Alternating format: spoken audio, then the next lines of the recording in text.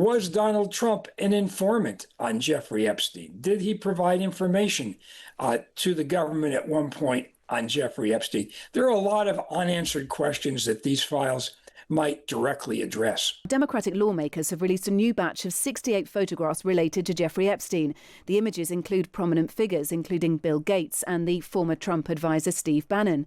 There are also disturbing pictures of quotes from the novel Lolita, which tells the story of a teenage girl groomed by an older man, scrawled on a person's body in pen. One screenshot shows a series of text messages between two unnamed people that reads, "I will send you girls now."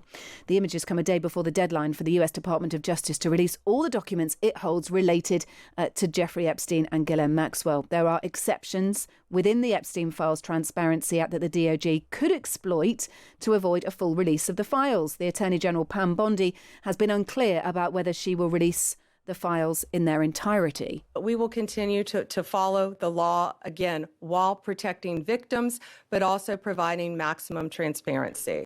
Pam Bondi there. Well, joining us is Nick Akerman, who's a former US Attorney General in New York and was a federal prosecutor at the Watergate scandal. Nick, thanks so much for being with us.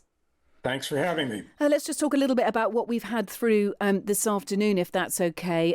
More images. Bill Gates features in some. Is there anything that immediately raises eyebrows for you there? No, nothing in particular. I mean, it's just more of the same people that associated with Jeffrey Epstein. We knew this already.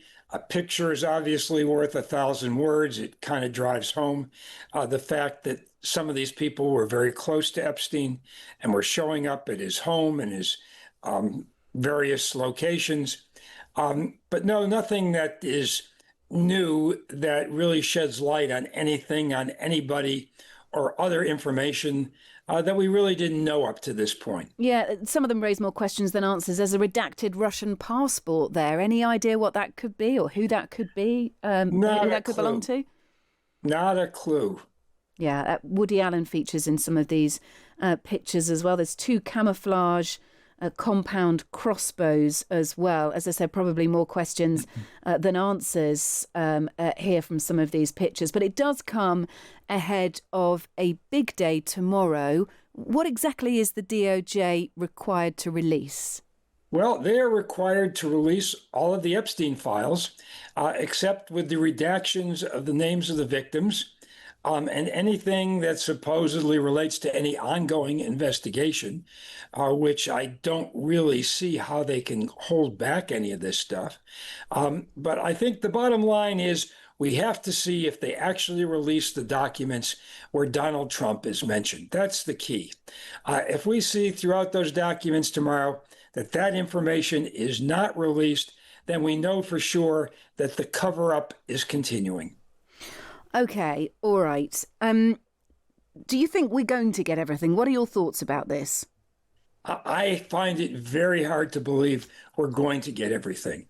Like I say, the key information that will be actually the bellwether of whether they're really producing everything is whether we get the documents that reference Donald Trump. We know they're there. We have people who said they've been interviewed by the FBI. We know that Pam Bondi was told by FBI agents who went through all of these documents sometime in the spring of this year that Donald Trump's name appears in numerous situations on these documents. If those are produced, I'll feel a lot more comfortable. But my prediction is they're not going to be produced. They're going to come up with some crazy exception to try and keep those documents out of the public domain. I mean, look, the argument would be that surely the Democrats under the administration of Joe Biden would have combed through these files already. And if there was anything on Donald Trump, then that would have come to light. There's no need to suppress anything because, quite frankly, if there was something there, it would have come to light already. I don't think so. I don't think the Biden administration was even focused on this stuff. But surely if it was going to potentially make Donald Trump unable to run for a second term, they'd be absolutely on it, wouldn't they?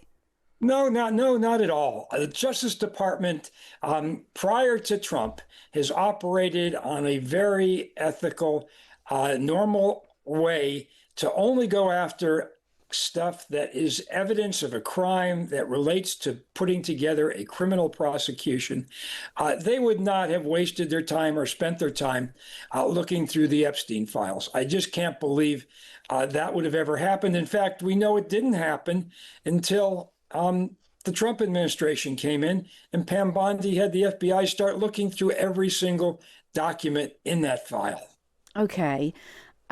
What are the legal implications if other prominent individuals are named in the files? Well, it's hard to say whether there are any legal implications at this point. My sense is that everybody who has any kind of culpability here has probably already been vetted. The evidence is what it is.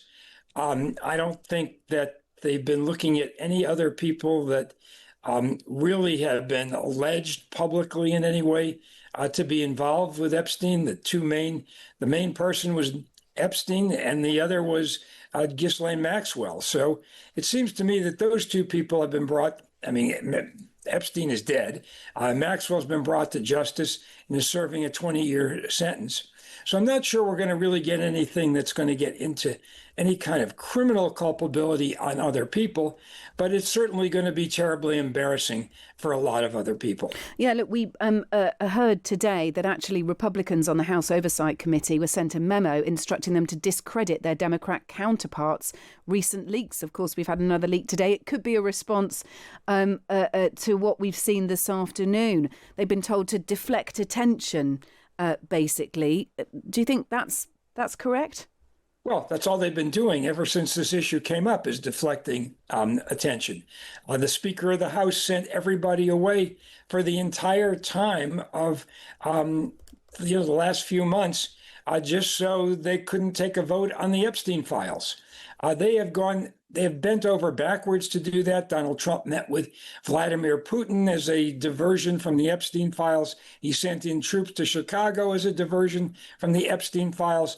None of these were very successful, mind you, but they have tried everything they possibly humanly could do to divert attention away from the Epstein files. Do you think the release is going to be explosive? What is your gut? It's only going to be explosive if there's additional information that relates to Donald Trump's relationship with Jeffrey Epstein. That's what's going to be explosive. The question is, why did they really have a falling out? What was the relationship? And we've got a lot of that information already, and some of the information that's come out from the emails that were turned over by Jeffrey Epstein's estate. But there should be a lot more information in the FBI files and the Justice Department files. Was Donald Trump an informant on Jeffrey Epstein? Did he provide information to the government at one point on Jeffrey Epstein? There are a lot of unanswered questions that these files might directly address. Look, really good to speak to you. Thanks for spending time with us. Nick Akerman there, who is a former US Attorney General in New York.